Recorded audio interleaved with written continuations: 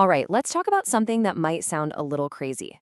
What if I told you one of the most famous rules in business is, well, wrong? We're about to explore a strategy that completely flips that rule on its head, suggesting that being super nice to every single customer, it might actually be a huge, costly mistake. Okay, so to get us started, let me tell you a story. You've probably heard this one. It's practically a legend in business schools. It's the famous Nordstrom tire return. You know the one, right? It's always held up as the absolute gold standard of customer service. The ultimate proof that the customer is always right. I mean, here's a company so committed to that idea that they actually gave a refund for a product they never, ever sold. But here's where it gets really interesting. A Wharton professor, Peter Fader, he takes a look at this legendary story in his book, Customer Centricity, and says, hold on a second. That wasn't great service. That was probably a terrible business decision. I know, it sounds like complete heresy, doesn't it? But it forces us to ask a really tough question. And that question brings us right to our first big idea, taking apart piece by piece what might be the most sacred rule in all of business. So here's the core idea, the big shift in thinking. The customer is not always right. Get this, the right customers are always right. This isn't about ditching customer service altogether. No, no. It's about a laser focus. It's about pouring your best efforts, your top-tier service, not on everybody, but on the right customers, the ones who are actually the most valuable to your business over the long haul. Now, to really get why this is such a game changer, we first need to look at the old way of doing things, the model that's been running the show for 100 years. And that old model is called product-centricity. Think Henry Ford and the Model T. The whole logic is super simple. Build the best possible product, and then just sell as many of them as you possibly can. The more you sell, the cheaper it is to make each one, and the more profit you make. It's a cycle. Develop, market, sell. Develop, market, sell. Over and over again. And you can see how this shapes the entire company, right? Everything is built around the product. The teams are organized by product lines, not by types of customers. How do you measure success? By how many units you shipped out the door. The whole corporate machine is designed to push things, not to build relationships with people. And look, for the better part of a century, this model worked like a charm. But today, that solid foundation is starting to show some serious cracks. Why? Well, for one, technology. Your brilliant new invention, it can be copied like tomorrow. Then there's globalization. Your competition isn't just down the street anymore. It's on the other side of the planet. And the biggest one of all, us, the customers. We're empowered. We have all the choices in the world. And earning our loyalty, it's tougher than it has ever been. Okay, so if the old model is cracking, what's the alternative? Let's dive into the new model. And it's all about focusing on those right customers. All right, first things first, we have to get one thing crystal clear. Being customer-friendly is not the same as being customer-centric. They sound similar, but they're worlds apart. Being friendly, that's the Nordstrom story. It's a philosophy, right? Let's be nice to everyone who walks in the door. But being centric, that's Amazon. It's a cold, hard strategy. It's about ruthlessly identifying your most valuable customers and then rebuilding your entire business to serve them and maximize their value over the long run.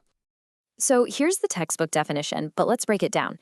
This is not about warm and fuzzy feelings. It's a strategy, and it starts by finding a very select group of your best customers.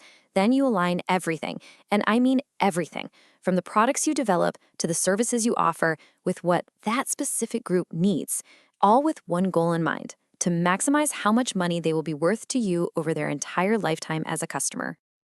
This quote pretty much says it all, doesn't it? Not all customers are created equal. I mean, wow. It's a really controversial thing to say out loud, but this idea is the absolute engine driving this entire model. A truly customer-centric company believes, deep down, that some customers are just flat out more important than others. And because of that, they deserve way more of the company's time, money, and attention. Okay, so this obviously leads to a huge question, right? If you're focusing all your energy on these right customers, what happens to, well, everyone else? This brings us to the other customer paradox. I mean, do you just fire them? Do you tell them, sorry, you're not valuable enough, go shop somewhere else? The answer, maybe surprisingly, is a big, fat no. And that right there is the great paradox of this whole strategy. You see, you don't fire the other customers because you actually need them. They play a totally different but still super important role. They are what Fader calls the financial ballast. Think of it like a ship.